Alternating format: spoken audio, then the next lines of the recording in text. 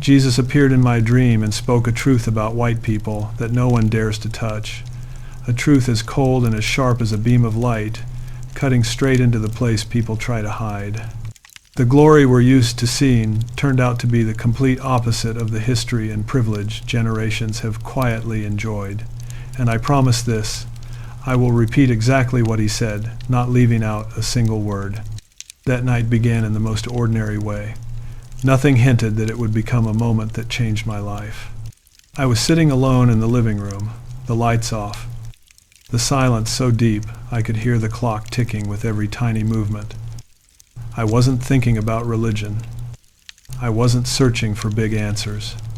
I was just tired, the kind of tired that comes after a long day, seeing too many arguments about race, history, and injustice on television. The only thing I wanted was to breathe slowly for a while. But for some reason, my mind kept circling around one question. Why is everything between people so difficult? I wasn't trying to be philosophical. It was just the kind of thought that appears when you're too exhausted to control your mind. I got up to pour a glass of water. My hand trembled a little from the cold. The room was dark, lit only by the thin orange strip of light coming from the street lamp outside the window. The air felt strangely heavy. Not spiritual, just the kind of sudden silence that makes you uneasy because you don't know why it's there. I sat down on the sofa, lowered my head, closed my eyes. I couldn't sleep. My body felt like it had slipped into a space between waking and dreaming, where you can hear your own breath but can't quite feel the room around you. Then something strange happened. Not a bright flash, not a loud noise that made me jump. Just the room becoming too quiet, as if every sound had been pulled out at once, as if someone had closed an enormous door I couldn't see. I opened my eyes. Nothing looked different, but the feeling was completely new. The air thickened. My breath grew louder in my own ears. I felt as if I was stepping out of ordinary life and into a space that existed only for a few suspended seconds. I didn't panic. I just felt held as if something unseen wanted me to stop all thoughts and sit in silence. I didn't try to explain it. At my age, you learn that some moments lead you somewhere whether you understand them or not. An image flashed through my mind. Angry debates online, rage about skin color, declarations that were too simple for a problem far too complicated. And suddenly, the thought was cut off, like someone pressed a button and erased it. The space in front of me began to brighten, not a blinding light, more like the glow of morning reflected on fresh snow, soft but clear enough to make you feel you're standing before something larger than yourself. My heartbeat slowed, not fast, not frantic, just slow, as if my body were bracing for what was coming. And in the moment before I could make sense of anything, I felt someone there. No footsteps, no sound. Just a presence, clear, strong, but not frightening. A simple thought slid through my mind. This is where everything begins. I knew something had changed the moment the room stopped feeling like my own. The air wasn't cold, but it felt tight, like it was holding its breath. I sat still, waiting for the feeling to pass. It didn't. It grew heavier, like a quiet presence filling the space inch by inch. Then it happened. Not with thunder, not with shaking walls or bright flashes. It was simple, almost too simple. A figure stood in front of me. At first, I thought my eyes were playing tricks. You know how the darkness can shape shadows into things that aren't real. But this wasn't a shadow. This wasn't a blur. This wasn't something I had to squint to see. He was just there, as clear as someone standing under a street lamp at night. I didn't panic. I didn't jump. I just stared, because something in me understood this moment was not meant to frighten me. He didn't look like the images you see in paintings. He didn't glow. He didn't float. He didn't carry any dramatic signs. He looked like a man, calm, steady, and strangely familiar, the way a memory feels familiar even when you can't place where it came from. What struck me first were his eyes. Not their color, not their shape, just the way they looked at me, direct, quiet, and knowing. It felt like he could see every thought I had tried to ignore for years. He didn't speak right away. He just stood there, giving me time to understand that this was not a dream in the usual sense. Dreams blur around the edges. Dreams shift when you try to focus. But this moment felt anchored, solid, like someone had put their hand on time and told it to stay still. When he finally spoke, his voice was steady, not loud, not soft, just clear. "You're asking the wrong questions." That was all he said. 5 words, but they cut through the silence like a blade. I didn't answer. I couldn't. My mind felt split open by the simplicity of the statement. I had spent so much time thinking about the chaos, outside arguments, headlines, debates, without ever realizing how narrow my view had become. He stepped closer, not in a threatening way. It felt more like someone stepping forward to show you they're not here to harm you. "You look at people," he said, "but you don't see the history behind their eyes." I felt those words hit something deep in me, like he had reached behind all my excuses and touched the part I tried not to revisit. Nothing about this moment felt forced. Nothing felt exaggerated. It was quiet, controlled, almost gentle, and yet it carried more weight than any conversation ID ever had. He didn't accuse me of anything. He didn't blame me. He didn't demand anything from me. He simply told the truth, and the truth made the room feel brighter and heavier at the same time. I wanted to speak. I wanted to say, "What do you mean?" But the question wouldn't leave my mouth. Something in me knew the explanation was coming, and I needed to listen first. He looked at me again, with the same steady eyes, and said, "Before I tell you what you came here to hear, you must understand how blind a comfortable life can make a person." And in that moment, I realized this appearance wasn't about fear. It was about clarity, and clarity was about to hurt. He didn't move. He didn't raise his voice. He just looked at me like he'd been waiting for this moment longer than I had been alive. And then he said the one thing I never expected to hear. "You want the truth about white people," he said, "but you think the truth is a simple thing." That sentence hit me harder than I wanted to admit.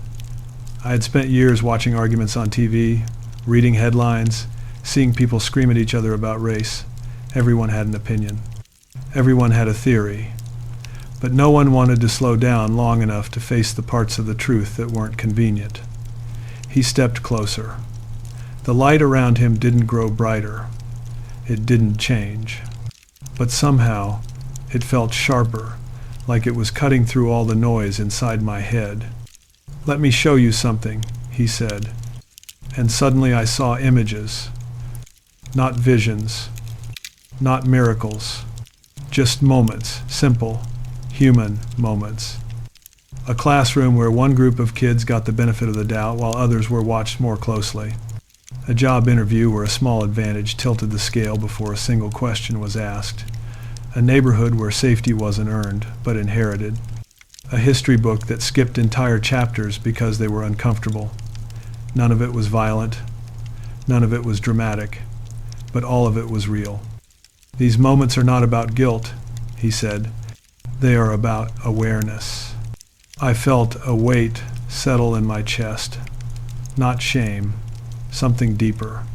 Something like understanding, the kind that doesn't feel good but feels necessary. He looked at me again. "Privilege is not a crime," he said, "but denying it is." Those words stayed in the air like they were carved there. "You cannot change the past," he continued, "but you can decide whether you will repeat its blindness." I saw more images, this time from far back. People working in fields under a burning sun. People pushed out of their homes. People treated like they were less, not because of who they were, but because someone else wanted power. It wasn't about race as a moral judgment. It was about power, about how power, left unchecked, becomes tradition, and how tradition, if never questioned, becomes normal. He showed me everyday life now. People walking through grocery stores, people at airports, people at the bank, people crossing the street. Nothing dramatic. But underneath the normal scenes was a quiet truth. Some people moved through the world with more ease, not because they were better, but because the system had been tilted long before they were born. Comfort, he said, can be the strongest blindfold. I didn't argue. I didn't defend myself. I didn't try to explain anything, because for the first time, I understood the difference between being accused and being invited to see. He looked at me with a calm that made my throat tighten. The truth no one wants to hear, he said, is that humility is the only bridge strong enough to hold a divided world. Simple, direct, uncomfortable, true. And then he said, the line that stayed with me long after the light faded. History does not change until the heart that benefits from it chooses to see. His voice didn't echo. It didn't thunder. It landed softly, but it changed everything. The moment he finished speaking, something in me gave way. It wasn't dramatic. It wasn't like the movies where a man falls to his knees and screams at the sky. It was quieter than that, and somehow that made it heavier. I felt my chest tighten first. Just a small pull, like a hand closing around a knot I didn't know I had. Then the air felt thin. Not dangerous, just thin enough to make me aware of every breath. I sat down because my legs didn't feel steady. I didn't try to hide it. You can't pretend you're fine when the truth hits a part of you that has been asleep for too long. I covered my face with both hands, not to cry, just to think. But thinking hurt more than I expected. His words replayed in my mind, one sentence at a time, each one cutting deeper than the last. Privilege is not a crime, but denying it is. Comfort can be the strongest blindfold. History does not change until the heart that benefits from it chooses to see. I had never heard anything so simple and so painful at the same time. I realized something I didn't want to admit. I had lived most of my life without noticing how many doors opened for me before I even touched the handle. How many times I walked through the world without fear because the world was shaped to make room for me. Not because I earned it, not because I deserved it, but because of history I never had to think about. My throat tightened, not from guilt, from clarity. It's one thing to see injustice from a distance. It's another to realize you were standing in a comfortable spot while others stood in the rain. I felt heat behind my eyes. Not tears yet, just the pressure of a truth settling into place. I didn't know, I whispered, and even that felt like a weak excuse. He didn't answer. He didn't comfort me. He didn't say it was okay. And he just stood there, letting me sit with the weight of what I had ignored. Memories began to surface. Small moments I hadn't thought about in years. In the time I got pulled over and driven away with only a warning, while a friend of mine wasn't so lucky, the promotions I assumed were because of talent. The silence I kept when someone else spoke up about unfairness, because it didn't affect me. Not once, in those moments, did I ask myself why things felt easier for me. Not once did I question the system that protected me. The truth crawled up my spine and settled in my stomach. I should have seen this, I said. My voice shook a little, not because I was scared, but because I finally understood what blindness can cost. He looked at me, calm and steady. You see it now, he said, and that is where responsibility begins. That sentence hit me harder than anything before. Responsibility, not guilt, not shame. Responsibility.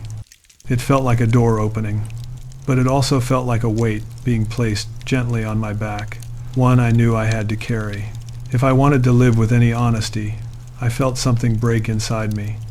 The quiet kind of break that doesn't make noise, but changes everything. And for the first time in a long time, I let myself feel it. I sat there in the quiet, waiting for him to speak again. My breathing was still uneven, but the panic had settled. What stayed was something different, an awareness I couldn't shake. He didn't rush. He didn't push. He just watched me, as if he needed me to be still long enough to hear the truth the right way. When he finally spoke, his voice was steady. "Now you understand the weight. Let me show you the lesson." I nodded, even though my throat was tight. "The first lesson," he said, "is humility." He didn't dress it up. He didn't explain it with complicated words. He kept it simple. Humility is not weakness. It is the courage to see beyond yourself. He pointed toward the scenes I had watched earlier, those quiet inequalities, the moments where history shaped the room before anyone walked into it. Humility lets you say, "I didn't create this, but I can listen." Humility lets you step aside long enough to understand someone else's fear. Humility lets you admit you were protected in ways others were not. He paused. Humility turns the heart from defense to awareness. That line sank deep. I had spent so many years defending myself without realizing I was defending blind spots, not truth. "The second lesson," he said, "is privilege." I tensed a little, not because the word scared me, but because I knew how much it scares others.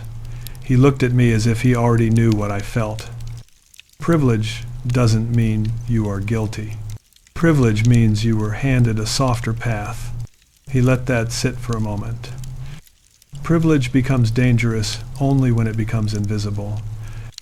When you refuse to see it, you allow the old wounds of history to keep bleeding. He showed me more everyday images.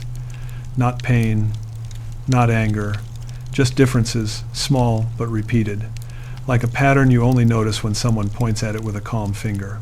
"You do not have to carry the past," he said, "but you do have to acknowledge the parts that still live in the present." Then he said something I've never forgotten.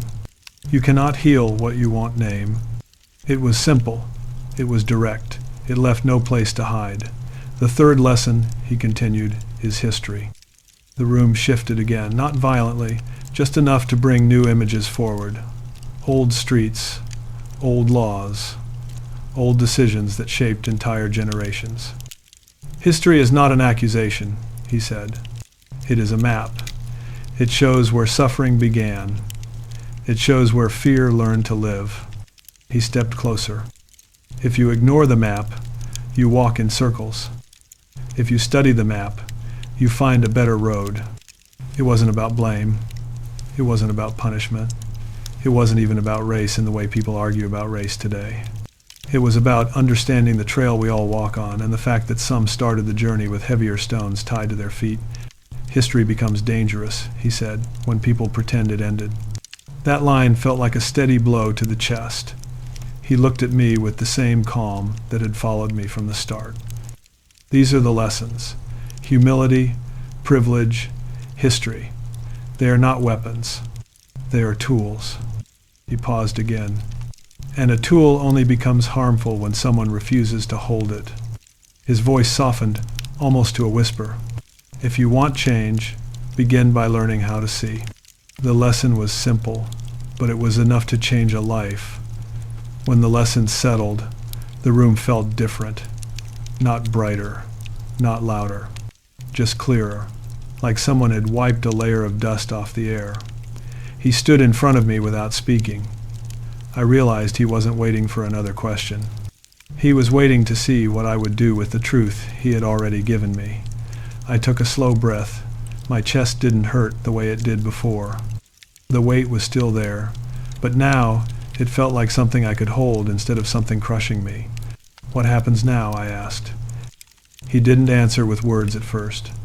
He simply looked at me the same way he had looked at me from the beginning, steady, patient, seeing through everything I tried to hide. Finally, he spoke. "You change the way you walk through the world." It sounded simple, but it hit me harder than anything else. He stepped slightly to the side, and the light around him shifted. Suddenly, I wasn't looking at him anymore. I was looking at myself, sitting there, tired, older, smaller than I wanted to admit. "You cannot rewrite history," he said, "but you can rewrite your part in the present." I felt something loosen inside me, like a rope that had been pulled tight for years. finally relaxing. He showed me small things, simple things. Holding the door for someone who carries a weight you don't see. Listening before speaking. Pausing before judging. Not assuming your experience is universal. Asking questions instead of shutting them down. None of these were dramatic gestures. None of them were heroic. But each one had the power to change a moment. Transformation, he said, is not in your words, it's in your habits. I understood then that the world doesn't shift because of one grand event. It shifts when a person, one person at a time, decides to see more clearly than they did the day before. The light around him began to fade. Not suddenly, not dramatically, just slowly, like a sunrise moving backward. Before the room dimmed completely, he spoke one last time. You were blind in ways you didn't know. Now you see. Walk with that sight. And then he was gone. No flash, no sound, just absence. The room was dark again, lit only by the thin line of light from the street lamp outside. But it didn't feel empty. It felt open. I sat there for a long time, letting the silence settle. The house sounded different. Now, the hum of the refrigerator, the soft tick of the clock, the wind brushing against the window. It all felt calmer, like the world had slowed enough for me to finally catch up. When I stood up, my legs were steady, my mind wasn't racing, my heart wasn't tight. I walked to the window and looked outside. Nothing had changed. Cars on the street, a couple walking a dog, a man jogging with headphones, all ordinary. But I wasn't seeing it the same way. For the first time, I noticed the small stories inside every person. Struggles I didn't know, fears I couldn't feel, weights I never had to carry. And that was the transformation, not a miracle, not a revelation carved in stone, just a shift, a real shift in the way I saw people. I wasn't perfect. I wasn't healed. I wasn't suddenly wise. But I was awake. And being awake was enough to make the world feel new. When the room finally returned to its normal shape, I felt like someone had taken my old life, folded it carefully, and set it aside. Everything looked the same, but nothing felt the same. The silence didn't scare me anymore. It felt like the kind of quiet you get after a storm, the kind that lets you breathe for the first time in hours. I stood in my living room, thinking about the lessons I'd been given. They weren't dramatic. They weren't complicated. They didn't ask me to make speeches or take sides or prove anything to anyone. They asked for something harder, honesty with myself. I realized how many years I had walked through the world without noticing the small advantages that shaped my path. Not because I was selfish, not because I was cruel, but because I never slowed down long enough to see what others carried. The revelation wasn't about fear. It wasn't about guilt. It wasn't about shame. It was about clarity, simple clarity that forced me to look at my life with eyes I didn't have before. And once you see clearly for the first time, you can't pretend darkness feels the same. The message I was given wasn't just for me. It wasn't just for one group, one history, or one experience. It was bigger than that. Every generation inherits the world shaped by the ones before it. Some inherit safety, some inherit struggle, some inherit wounds they never chose, and some inherit comfort they never earned. That's how history works. Not fairly, not evenly, not kindly, but honestly. What he showed me was simple. You don't fix the world by shouting about it. You fix it by understanding it. You fix it by slowing down. You fix it by seeing the invisible weight in someone else's story, even when it isn't in yours. Humility is not bending your head in shame. Humility is raising your eyes so you can actually see. Privilege is not evil. Privilege is a starting point. But if you pretend it doesn't exist, you let the old problems live on in silence. And history is not a weapon. It is a mirror. You don't have to love what you see in it. You just have to recognize it's yours. Something shifts When you let these truths sink in, you begin to walk differently. You speak differently. You listen differently. And that is how change begins. Not with noise, not with anger, but with awareness, humility, and the courage to look honestly at the road beneath your own feet. If the world feels divided today, it's not because people are too different. It's because we have forgotten how to see the human being inside the difference. And seeing each other, truly seeing, is where healing starts. In the end, the message he left me with was the simplest and the hardest truth I have ever heard. If you want to change the world, start by seeing the stories you once walked past. I carry that line with me now. Every day, every choice, every conversation. And maybe, just maybe, if you're still listening, this truth was meant for you too.